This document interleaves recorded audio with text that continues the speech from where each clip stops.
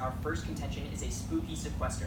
Choosing how to solve the debt is no easy task. Amadeo, the balance of 2018, explains that in 2011, Republicans and Democrats couldn't agree on the best way to lower the deficit, so they used the threat of sequester to force themselves to reach an agreement. When they couldn't agree, the sequester kicked in. Politico explains in 2012 that a sequester is mandatory cuts to federal programs. Literally, the money is taken away from federal agencies affected.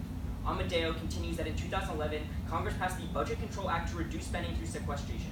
As a result, the 2013 budget was never approved. Instead, Congress passed 2 resolutions that incorporated sequestration. Unfortunately, Martin at the Center for American Progress writes in 2015 that in 2013, sequestration made sudden across-the-board cuts that did not distinguish between critical programs and wasteful spending. If we try to solve the debt, it's likely that Congress will disagree on how. Currently, we still have yet to decide on a regular budget for this year, and we remain in the government shutdown because of it. The inability of Congress to compromise is why sequesters are so probable. The cuts as a result of sequesters are heavy-hitting.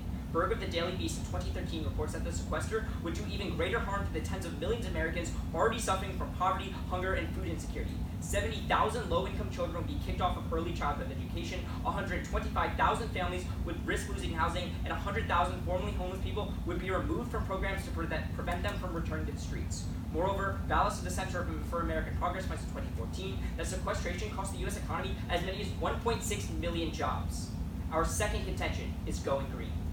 When you affirm, you prioritize debt reduction policies rather than economic growth policies. This means that every debt reduction policy directly trades off with an economic growth policy, overall hurting our economic growth.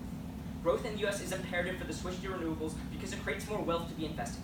A Paragus of the International Journal of Energy, Economics, and Policy in 2014 studies 80 countries from 1990 to 2012 and finds that economic growth encourages the use of more renewables. He explains that in order to facilitate the expansion of the renewable energy sector, economic growth is vital in generating the resources needed for research and development of renewable energy technologies and corresponding infrastructure.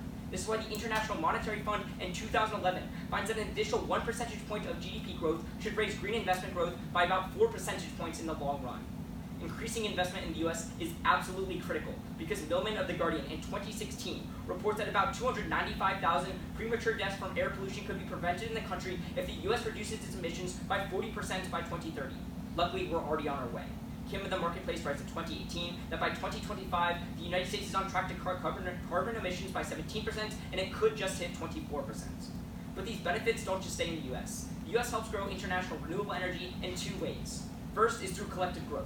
Jose of Vox in 2017 explains that because of its size and interconnectedness, developments in the U.S. economy have important effects around the world. This is why Coy of Bloomberg in 2018 finds that the U.S. is largely responsible for keeping global growth rate at an even pace, despite the slowdown of many other major economies. Aurora of the Journal of Economic Integration quantifies that a 1% increase in U.S. growth is correlated with a 1% increase in growth in other countries. Remember that the IMF finds that an additional percentage point of GDP growth should raise green investment by about 4%. This is true for developing countries as well as developed. Sidorsky of York University in 2009 studies 18 emerging economies and finds that a 1% increase in GDP per capita increases the consumption of renewable energy per capita in emerging economies by 3.4%. He explains that this increase, writing, as countries grow and more developed, so too do their energy needs. Balanced against this increase in energy demand are energy security issues and climate change. Second is through technology diffusion. Branch of the World Intellectual Property Organization in 2014 finds that clean technologies are developed and diffused globally on an ongoing basis. Technology transactions take place around the world every day in developed and developing markets through product sales, collaboration, and sharing of know-how, joint development, and equipment maintenances. Increasing global investment into green tech is essential, as Bradford of EcoWatch in 2017 writes a fossil fuel phase-out would save up to 7 million lives every single year. Thank you. We urge you in the E. Can we see the card? It's like Pittsburgh or something. Tens of millions of Americans will be like, Yeah. Yeah, from sequestration, it says. Yep.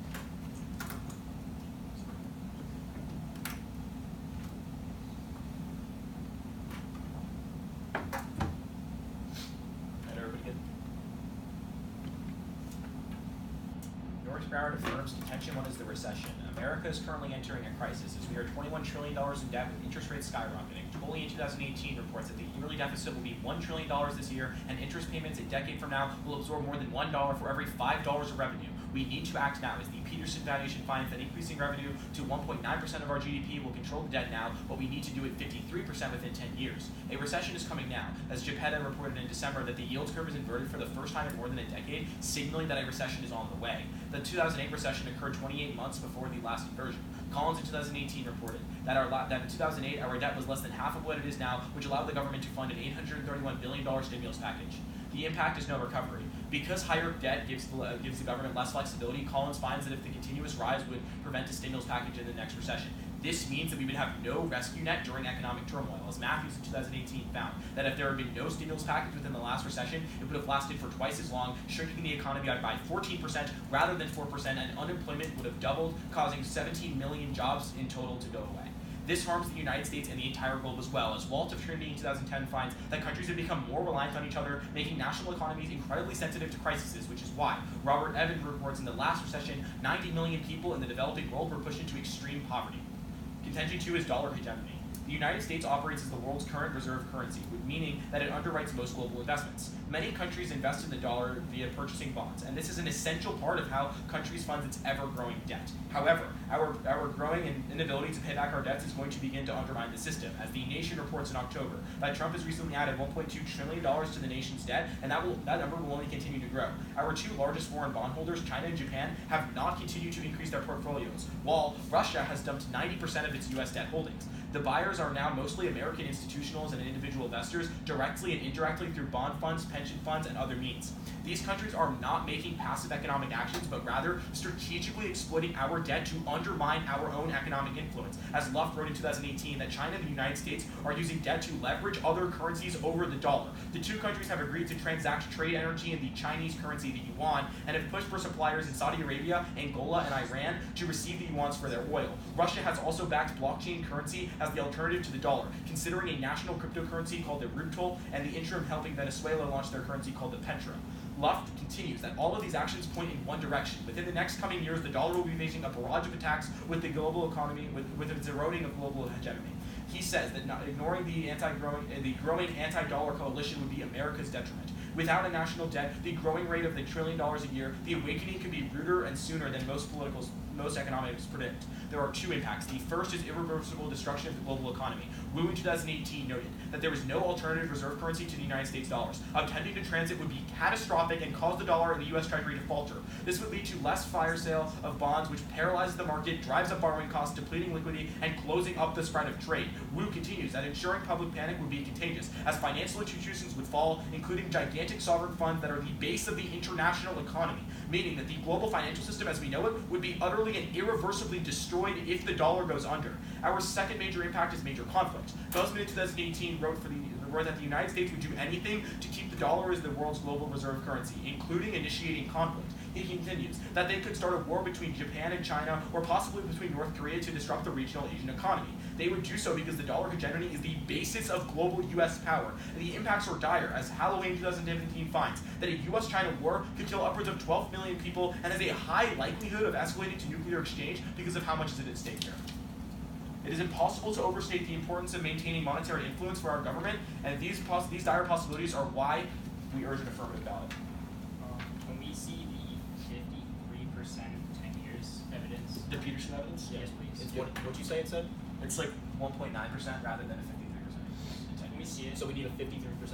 You can just see it. Okay, yeah. I just want to know what you. Yeah, you're good.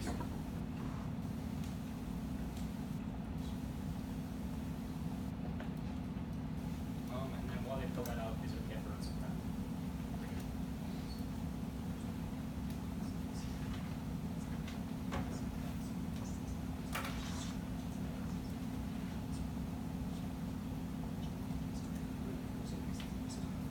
Seconds.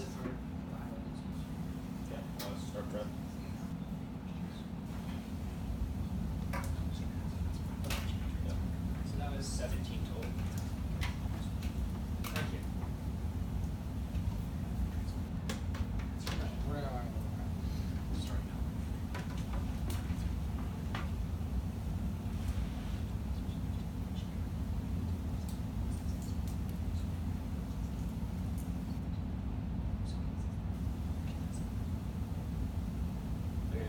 an additional 12 seconds.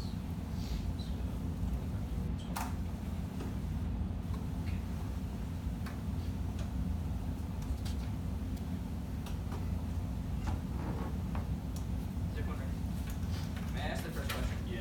So on your second contention, you tell us that like people are moving away from the U.S. dollar as the reserve currency, right? And then in your impact, you say there's literally no alternative to the U.S. dollar as a reserve currency. Yes, our argument. How does that make sense? How does that make sense? So our argument right now is that there's current trends that are shifting away from the United States dollar.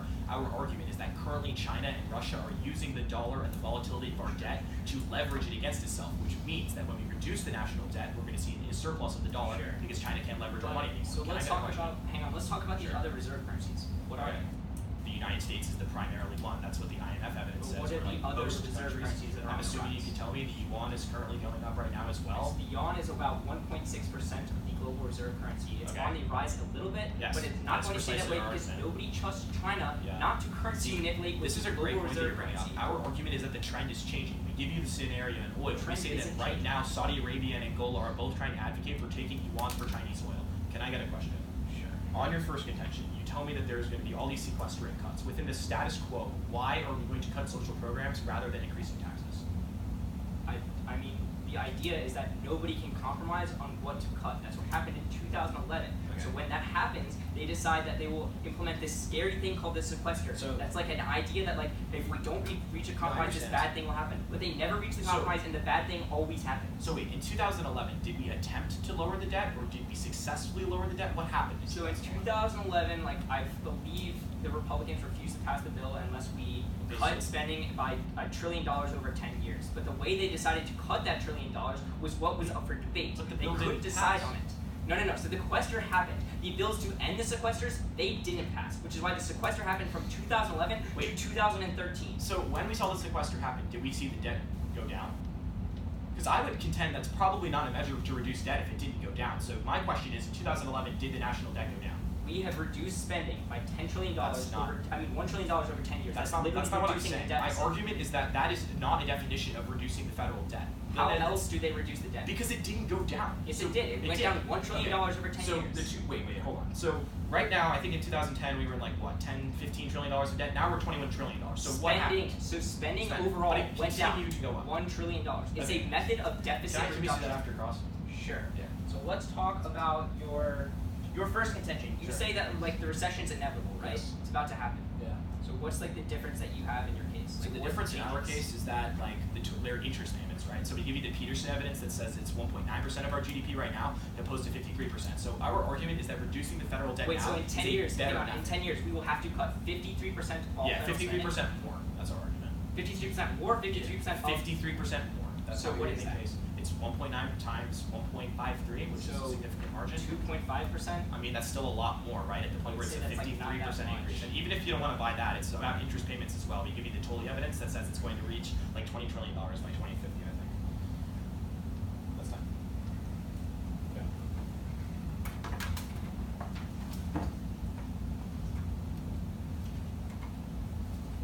Can we just see that the debt was reduced in 2011? Yeah. Is it possible we can see it during speech, or like if we use take back I mean, I'd like to use. Yeah, my that's totally fine. Don't worry about it.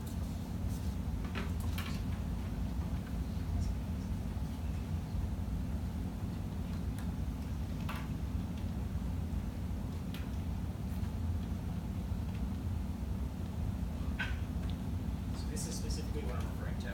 Okay. This is men of Brooklyn's. Okay. Starting.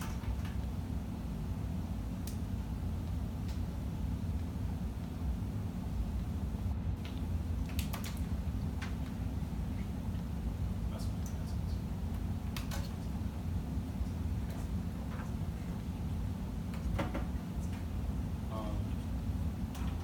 It's just going to be top down of the case, and then if time left, I'll do Wang at the bottom of my case.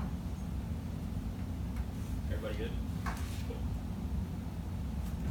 The evidence they read at the top of this case about 52% increase in 10 years is horrific. It is an independent reason to drop them. It is so bad. It says there needs to be a 53% increase in GDP from the original 1.9%. So it just needs to increase literally 1%. It is like actually horrific how they worded it in case. It is like it's like so miscut. You shouldn't, but that it's going to increase. Now they say there's going to be a recession soon because the yield curve inverted. That's not true. Two responses. First, it's a very bad predictor. Arnold 18 of the NPR writes that yield curve hasn't been a very good predictor because it keeps predicting recessions that haven't occurred, like in 1994 and 1998. The Federal Reserve and other central banks have been doing unusual things that distort the bond market, and he says it throws off this recession meter. You shouldn't look to this to determine whether a recession is coming. But second of all, we're switching right now. Irwin 18 of the New York Times writes that while the yield curve remains flat by historical standards, it has moved in a direction consistent with a more optimistic outlook. It is changing as we speak. It's not something you should worry about. But now it's the impact of stimulus packages. Couple responses. First, Rendazzo 9 of the Recent Foundation writes that stimulus packages always fail to promote long-term growth for three reasons. First, stimulus packages frequently misdirect national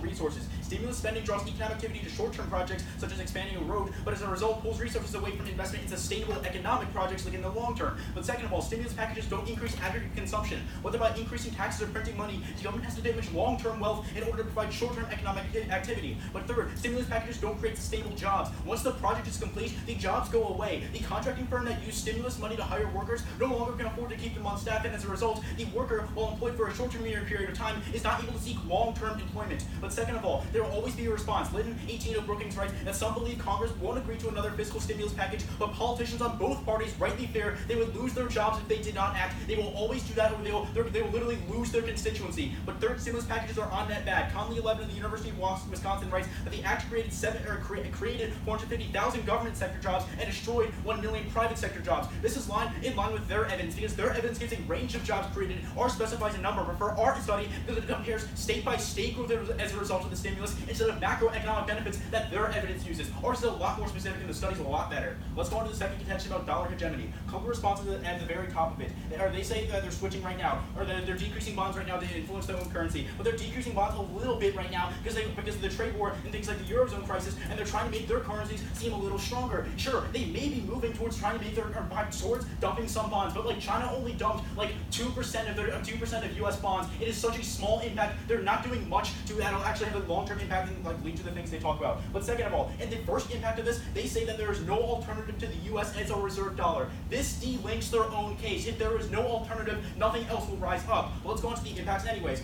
On the first impact of irreversible economic destruction, this is a reason why no investor would pull out all their bonds and destroy the U.S. dollar. If it's going to tank the global economy, i.e. themselves included, why would they do this? It makes zero sense. Obviously, they're going to try to say that they're prioritizing short-term manners over it, but that doesn't make any sense because they know it's going to destroy it or it's going to cause a global collapse, so they wouldn't do that in the long term either. But on the second impact about conflict, there is no probability of this. They do not specify any type of war scenario that ends up happening. They just try to flip a couple policy cards at the very end. They have no warranting or no contextualization of what's happening. If it's going to be an accident, who knows? There's hotlines between these countries, so it definitely won't happen by accident, but it's not going to happen on purpose either, because like they interconnected economies and things like mutually assured destruction. If one country launches a nuke, then another country would, which causes like the entire world to go haywire, which is the reason why they would never do it. Now let's go on to some weighing. You should prefer green tech over their entire case for a bunch of reasons. First is time frame. When you vote neg, you save 7 million lives each year. Their impacts are only for a few years at best about recessions and conflict, because we'll always be able to recover. Next on probability. We are already on track to reducing emissions. It's happening right now. We do not want to screw that up. But third is because of urgency. We must save the environment first because we are dangerously near the tipping point where it begins to become unsolvable and millions of people are at risk. You should always prefer climate change over all of their impacts whatsoever, especially with the second contention because there's zero probability. Okay, we're gonna run sorry.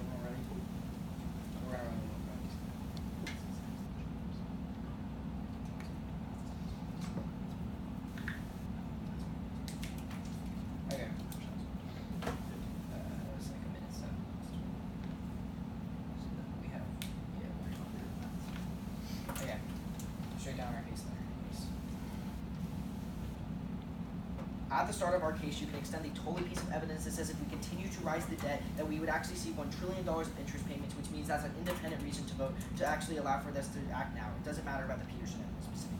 We would say we need to act now because the recession is coming. They just tell you the yield curve is a bad indicator, but there's also other indicators. Delaney of the Huffington Post in 2017 finds that things like the trade war and the tax hike is causing interest rates to go up, which is why he concludes that a recession will be coming within the next 3 years. We need to act now to actually allow us to have a stimulus package. The first response is like 3 terms that just talk about generally government stimulus package, but they're not specific to one during a recession. That's where our evidence really is. Because what we see right during a recession is that these private companies that they say are so much better can't invest because they don't have the capital because they're in the middle of a recession. These public companies, or this public stimulus package, allow funds like things like these private companies to allow them to get back up and create the long-term investment, which is why our Matthews evidence says that unemployment would have been 2 times as much and the recession would have lasted twice as long. But then they say that second, that politicians will never do it because they will lose their jobs. But first, our Collins evidence says they won't have the ability to do it because we're in so much debt and we won't be able to borrow from other countries. But second, it's sort of a scalar impact because $1 trillion that we have to spend on interest payments is $1 trillion that we can't spend on things like infrastructure development during a recession that can help grow the economy. Their third response again is that they have 450,000 lost jobs because of this. But realize again, these private sectors wouldn't have been able to create this long-term growth that they talk about. It's not specific to the recessions. Our Matthews evidence is specific to the stimulus package in the 2008 recession that we talked about, which isn't general and says unemployment would have been double and it would have been double without it and would have lasted until 2015. At that point, you can extend the fact that recession from the Matthews evidence would have lasted twice as long and affected 90 million people from going into poverty.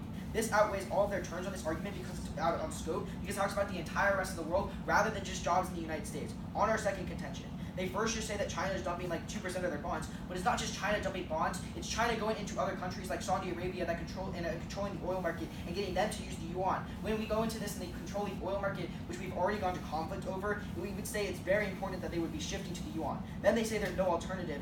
Our argument is that the shift happens, which means there's no alternative to create there, but there are still countries that are going out to want to use their currency. There is an alternative, it is the yuan. But then they say on our first impact that they would know this creates this global solution. But they don't necessarily know this. We would say countries that go into trying to create the oil market are just trying to promote their currency and don't necessarily know what the transfer is. Our DeWu evidence talks about the U.S.'s reaction, which obviously China doesn't know what happened. That's what causes the global financial crackdown we talked about. But then they tell you they outweigh because they save 7 million lives, but that's just how many people die from climate change. They definitely don't save all of those lives. But let's go to their case. With their first part about sequestration, you're going to turn this argument against them because in the long term, the cuts are going to be much worse. Our totally evidence says we'd be spending $1 trillion on things like interest payments rather than they'd be spending on government programs, which means in the long term, they're going to be much deeper, longer cuts. But then realize, secondly, we'd say it's better to cut now rather than later. Because in the long term, we're going to have to cut all these programs no matter what because of strategic programs. But now we would say politicians have at least a chance of coming together and creating a solution. Well, in their world, they would have to cut no matter what. But second reason it's better to cut now is because the economy is doing strong now. Well, in 3 years, we're going to be entering a recession, which means cut during then are going to be much worse. But then third, realize Politico finds in 2018 that actually cutting spending is political suicide, which means it's really unlikely. They're going to find a way to actually do it. They cut major spending. On their second contention about green tax. Realize first, we would argue a lot of these countries are still going to be using natural resources because it's still a lot cheaper. Just creating economic growth doesn't solve that. But second, we would say the interest payments, the terms that we talked about before, is going to turn this argument again because it's going to cut things like environmental programs like the EPA, which can also help the economy teams. But then third, they just tell you that when we prioritize debt, we can't prioritize growth. But realize prioritizing debt can still mean there is economic growth because if we make a recession half as long, obviously economic growth can still happen in our world. But fourth, you're going to turn this argument against them because Koch in 2017 finds that actually economic growth destroys a lot of natural resources and accelerates climate change, and technology can't come fast enough to pass the tipping point. They even tell you themselves that the tipping point is so close that prioritizing economic growth right now will push us over and push it over right now as it destroys a lot of these natural resources, and the technology can't come fast enough. Okay. Yeah, we'll run some problems.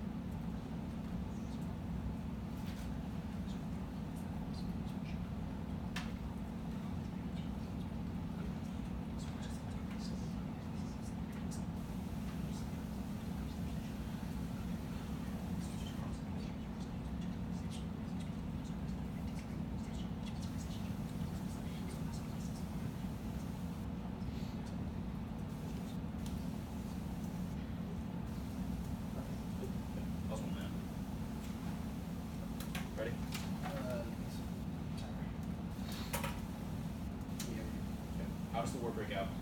As the war. Yeah. So like the United States goes into like oil countries, for example, or trying to challenge China. The U.S. goes into oil countries? I thought you said it was China. Well, no, China's convincing these countries, and when the U.S. sees that these countries are switching, they can sort of start wars, and So they've done with like the The U.S. would start their own war that goes nuclear? Yeah. They Why? would start a war. Why would it go They nuclear? were trying to defend their currency. Right? They're going to cause a global collapse for their currency. Well, yeah, our evidence sort of indicates that they would. It's not Your necessarily evidence just causing a indicates- global your collapse. evidence- Obviously, it's obviously much worse for them. They think to actually have The their link currency evidence goes. you have definitely does not say it's like mention global collapse at all. That your link evidence is probably talking about short-term thoughts, like all these things Right. happening as a result. Are- But what I'm hold on, saying, hold on. if like you're extrapolating this all the way out to a global conflict, these countries will No. also know that like all these Well, bad things happen. One, Like, it's this not doesn't just. make sense. It's not necessarily just about a global conflict. We already talked about the economy and our link Yeah, evidence. so why would countries dump hold on, U.S. bonds if hold it's on. going to destroy their Our economy? link evidence isn't just about like countries creating like this, and then it goes like all out war. Our link evidence is Okay. talking about how like So- China can take control of these other places, So- then they get control of the dollar hegemony, and then we have evidence that talks about impacts Why- about how the U.S. would defend that hegemony until the end. Why would the United States defend their dollar in a way that would destroy their own economy? What do you mean destroy their own economy? Your impact no. is a global economic collapse, i.e., the U.S. is Well, included in the it's globe. sort of the transfer between these two like hegemons. These financial institutions can't really handle it. What does that mean? So like when they're switching like the dollar hegemon from the dollar, like the U.S. dollar to the yuan, it's like very intense for them to handle. Like, can I get a A question? global economic collapse is probably a Yeah. lot more intense than that. Well, yeah, but it's not like they Yeah, get to so they choose wouldn't to have do this that. happen. So they choose what It's often not like they isn't get as to choose to intense. have this happen, right? No, they have they can either do it or not. You just conceded that the impact of like a global economic collapse isn't as No, intense. it's so not they like do they whatever just- is less for It's like not like bad they're for just them. like one choice, like that now the yuan's like more expensive. It's like China trying to get more influence. There's sort of, and then No, this is eventually this it is has. about the United States response. No, it's about like a lot of things. Because if the United Okay, we States spent just a lot of has, time. if U.S. Can I just ask has a a question? weakening dollar versus an Okay, entire we global spent a lot of time. collapse, Can I ask a question? yeah, sure. Okay, so like let's talk about climate change, right? Sure. So we have economic growth, right? Why does that mean that I'm going to switch to like solar panels or something? Sure, because when there is more economic growth, there is more research and development and more productivity within the markets. Okay, It allows why, for green why tech does that mean innovation. that I'm going to switch to a solar panel? It's not that you're going to switch. It's that, like the link chain is that companies begin investing in, so it becomes cheaper. Why so would they'll companies switch. invest in it? Because they see they have excess money and they have because there's Like, more I money feel like- flowing within it, they're able to do it. Like a they're company able- that's like really relying on oil or something or using natural resources is not just going to like switch to solar panels or something, right? If it becomes cheaper, they would. We're saying that happens through like How does that innovation, become cheaper than oil? Like how does that become? When does it become cheaper than natural resources? That you're talking about? like through research. That's what we're saying. Like when? I don't know like the exact tipping point it becomes cheaper, but like we're reading evidence right now that in the status quo, emissions were decreased by like 24% by 2030. Why We're does saying that's prioritizing on track. debt stop that? So if you prioritize debt, that shifts off that balance and makes it so there won't be as many economic growth policies, which we say are key to reducing pollution. Why does that stop economic growth though?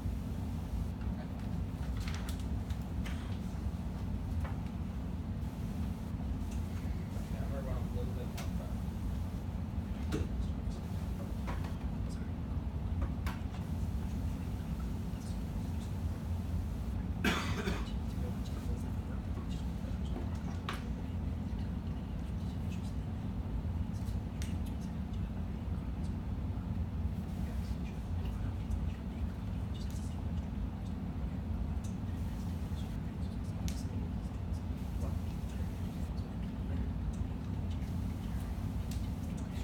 That was 30. So we have 45 here.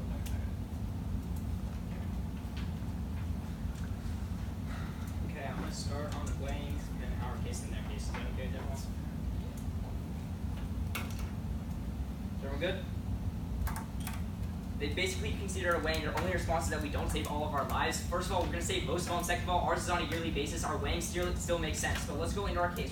We have two ways to link into green tech. The first is off of U.S. specifics. They only have two responses to our U.S. specific things. What we're telling you is that U.S. growth increases green investment in the U.S., which is really important because 295,000 lives are lost every single year. Their responses are, first of all, there's cuts to the EPA, which means that it's hurting it right now. First of all, there's no warrant to this. Second of all, even without the EPA right now, cuts emissions emissions are decreasing by 17%, we're still getting access for impact. The next thing they try and say is that like growth hurts resources. First of all, they impacted growth in their own contentions. This doesn't make any sense. But second of all, this doesn't make any sense because because the Boston Consulting Group tells you that U.S. and Germany decreased their greenhouse emissions with growth. This argument literally doesn't make any sense. That gives us access for a U.S. specific impact. But let's go to the developing nations impact. First of all, we tell you that this collective growth will lead to other growth in other countries, which is why 1% in U.S. growth leads to 1% growth in other countries. This is really important because that lets more investment into green tech, and 7 million lives are lost every single year from pollution. Their responses to this are that, why would this lead to fossil change? Because fossil change is more expensive. First of all, renewables are getting cheaper every single year. Second of all, companies switch because they realize that in the long term, that renewable energy will be cheaper. So when they have the econ growth that gives them the extra money to actually make the switch over to the renewables, that's why you need our case to win this round. That gives us access to our 7 million lives, which is clearly the most important voter in the round. But let's go on to their case. First of all, the third response to their first contention that David gives about how the stimulus package is necessarily bad. David tells you that this lost to 1 million lives of lost jobs in the private sector. Their only response to this is that, first of all, the private sector can increase long-run growth, but David's study is very, very good. Their evidence is about policy in general. Our evidence is very specific about the stimulus package that was passed after 2008. It is very clear that it lost private jobs and actually hurt long-run economic growth. But now let's go on to their impact to their second contention. Literally, there's no probability of any conflict ever. We literally just listened to their second crossfire, and it's not clear at all what would happen. We don't know if it's miscalc, we don't know if it's intentional. Anything that happens would have to happen by a country, and they realize that it would hurt themselves, so they're never going to do it in the first place. That's why nothing in their case actually happens. So we see two pieces of evidence. The first is the 1 million lost jobs stuff. And the second is that like companies have extra money that they're going to invest in climate change. It's just promises. What? What's the second thing? Just whatever evidence you have, like links, growth, climate change. Sure. Can you get that? Yeah.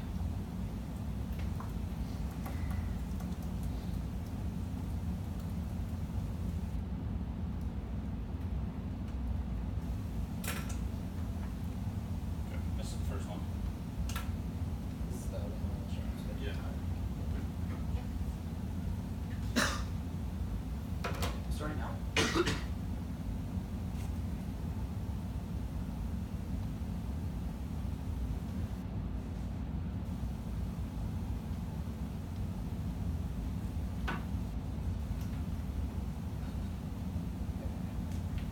That was 16 seconds. So the warrant we read in case is right here, and then the actual quantification is right below. Good. Starting prep again. Yeah.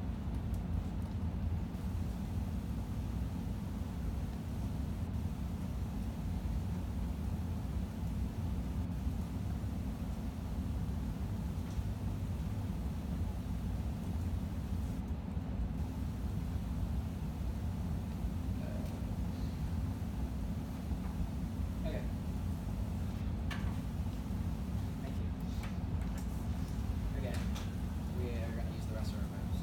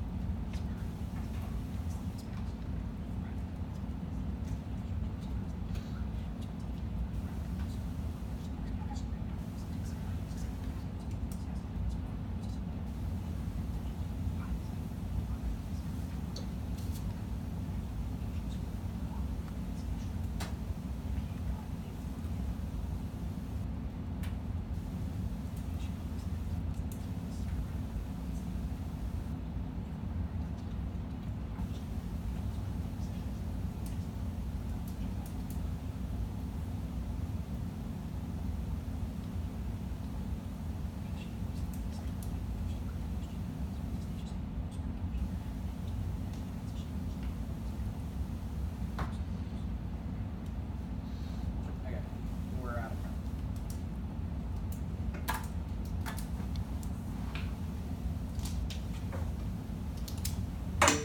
Okay, so order-wise, it's going to go.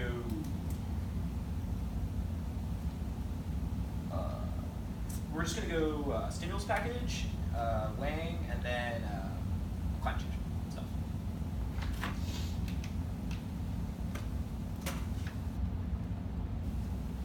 Is everybody ready?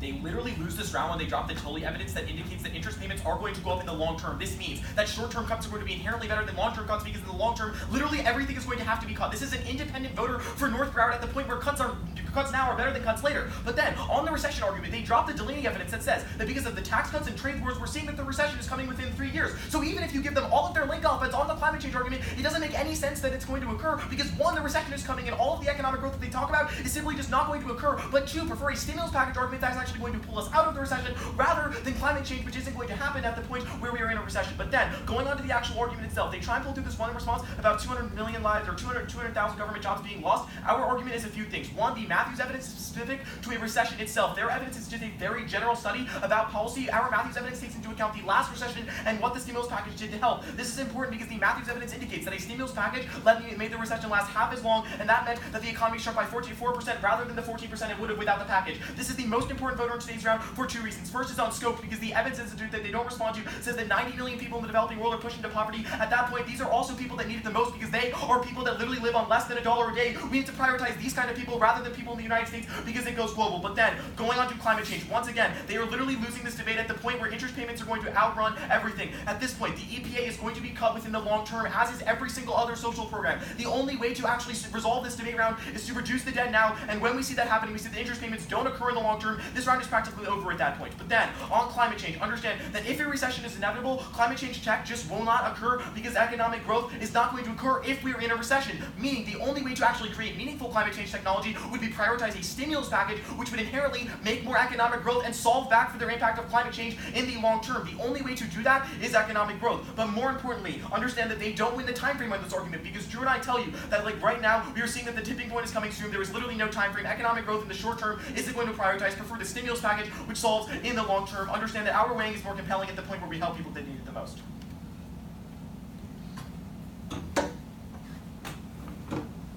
Ready for grand calls? Yeah. Okay, so let's talk about this amazing Matthews evidence that you guys read. Can you tell me exactly what it says 2 sentences before that? Yeah, cool.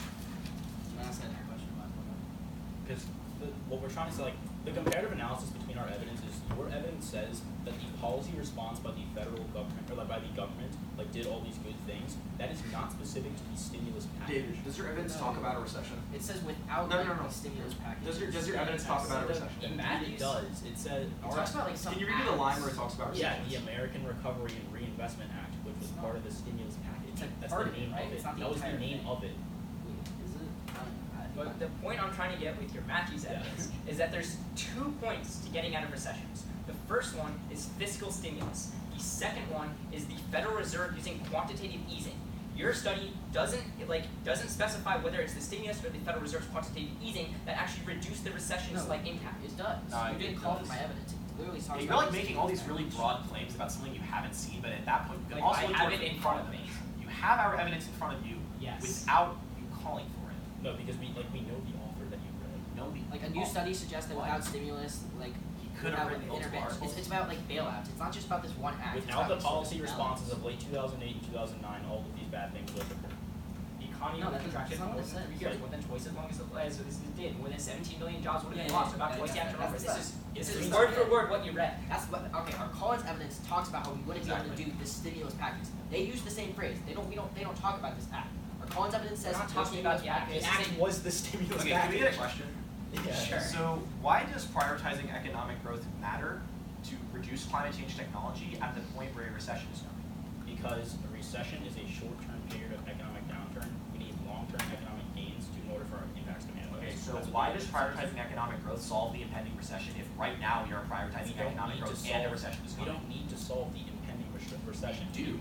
The Delaney evidence indicates that it's coming within the next 3 years. We need to shift the narrative and affirm and reduce the debt. Economy is That's like the cyclical. cleanest We path go in into this round. recession, then we get out of a recession. Sure, the recession may slow it in the short term, Well, you tell but me. in the long term, if we want meaningful investment, you have to prioritize it. Like the IMF evidence, literally says. Are we just gonna economic- sit on our hands and go like this and be like, oh, well, maybe when the recession's over, we'll invest in climate No, change? no, Or so are we what's gonna gonna take, happen is or what's- are we gonna take comprehensive action to pass a stimulus So the package that could make it go The happen? comprehensive action that really did a lot during 2008 was the Fed's quantitative easing maneuvers, not the stimulus package. So What- that hold happens on. whether or not you vote for the affirmative team, which means that we also get access to What decreasing does recession's quantitative impacts. easing do? Quantitative easing is where you buy lots of like bonds and bailouts. It's different from It's a bailout. Our It's argument is the different government from can't the spend. Federal Reserve operates on its sole budget, Okay. separate from the federal I government. guess- They make so- their own profits from their own assets. You tell me in the long term, like, we can create this economic growth, but then in the way, you tell me, like, we're so close to the tipping point. So, like, is it important that we do climate technology now, or, like, in the long term? We're close to the tipping point now, but we're getting ready. Like, we are meeting that goal. That's what we're saying. On track right now, we are reducing Okay, emissions. so it's not about this 17%. long term. No, it is. No, So if you because affirm, if you stop affirm our slow- long-term solvency. Yeah. Right. Like we're going to meet it now if you prioritize debt reduction. Just short you don't need it. Okay. We have 45 seconds left. That.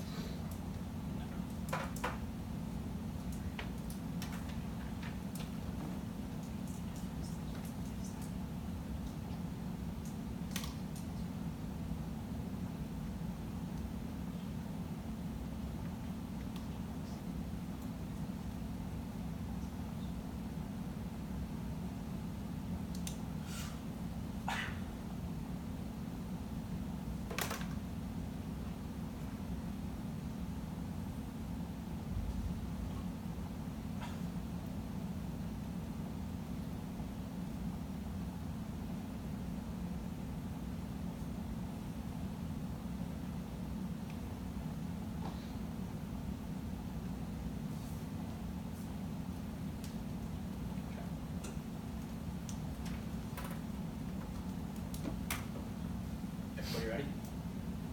I'm starting off with my case. They try to extend this idea that cuts now is better than cuts later. The reason I didn't respond to it is because he also read defense saying that cutting is political suicide, so it's not going to happen either way, like they say. That's why I didn't respond to it. Don't let them like blow up on its whole new contention in second, in second final focus. The next response was go on to green tech. So they give an idea that EPA is going to be cut in the long term because of interest payments. There's no warrant to why the EPA is needed for green tech investment. We're saying economic growth is the main influencer. They haven't given any evidence about this. It's like super vague. Our argument is super clear. We say economic growth increases green tech investment, and the warrant is because it increases the money circulating in the economy and stimulates research and development in the industry. The reason why that's important is because right now we are on track to decrease emissions by 29 or 24% by 2030, and that is necessary to save 295,000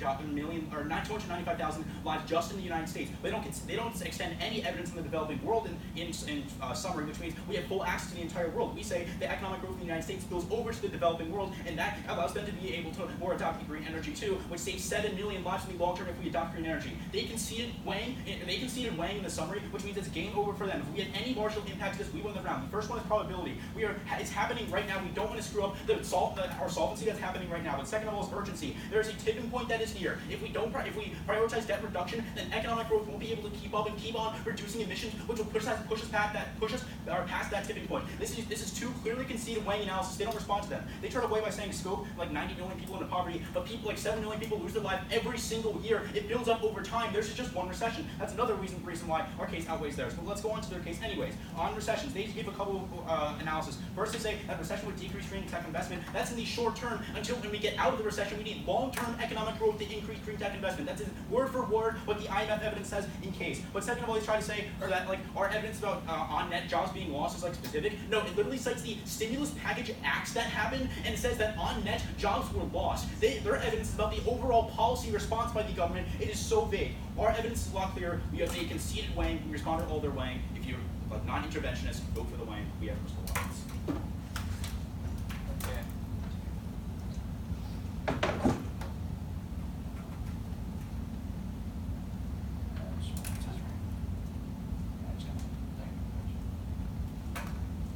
Starting with stimulus package. Remember the evidence we tell you that the recession's coming within 3 years. We both agree to that. What we also agree to that is that without prioritizing debt right now, we can't afford a stimulus package. If we do it now, you have an app out, you allow for the stimulus package to happen. They just read this one thing that talks about the act. Our evidence is about the entire government bailout that they even talk about. It's not just an act. We tell you the government can't bail out that they talk about. That was so good unless we do it. That's what our Collins evidence says. They use the same language. Collins evidence says we can't do a stimulus package and bailouts, which our Matthews evidence says is 2 times as much more unemployment without this. Their evidence doesn't use that kind of language. It talks about some random act. Our evidence is about the entire government's response. We can't respond unless we reduce the debt. That's what we both agreed on this entire time. Our Matthews evidence at that point is really important, where it says the recession would have lasted twice as long and 2 times as much unemployment in the United States. This is going to outweigh their case on a few reasons. The first is a prerequisite. Because if we're in a recession and it would lasting really long, we're not going to be investing in things like climate change technology, what they say is happening already right now. They just tell you we're going to be increasing a little right now. We increasing it a little, but what we say is that it's already happening right now. However, a recession would end that, especially if it's lasting really long. But the second is on scope, because we impact to the 90 million people in poverty. That takes years to get out, which means it's yearly that they talk about, well, they only impacted 7 million people. We impacted 90 million people in poverty. But here's what's going to be really important. Because on their case about climate technology, what we tell you is that people aren't just going to be switching to climate technology that we talk about. They say there's more research and development, but what they haven't responded to this entire round is that the incentive to change into climate change technology doesn't change. We would say they're still likely to use really cheap fossil fuels. But secondly, the time frame is really off on this argument, because they even tell you themselves that the tipping point is super close and we need to do action right now. However, our argument is that when we are in a recession, we would prevent investment that they talk about that is important right now. At the end of the day, we would say prioritizing debt doesn't destroy this problem that they talk about, because they just say there's like a few less acts on economic growth. But that doesn't mean that we can't have it. At the end of the day, our total evidence says there would be less interest payments, which cuts government sponsorship of green technology. But what's really important to know is that we can still have the current track that they talk about unless there's a recession that lasts twice as long. They need to tell you why increasing it is specifically important rather than just prioritizing debt right now. Recession is going to be a definite prerequisite. Thus, we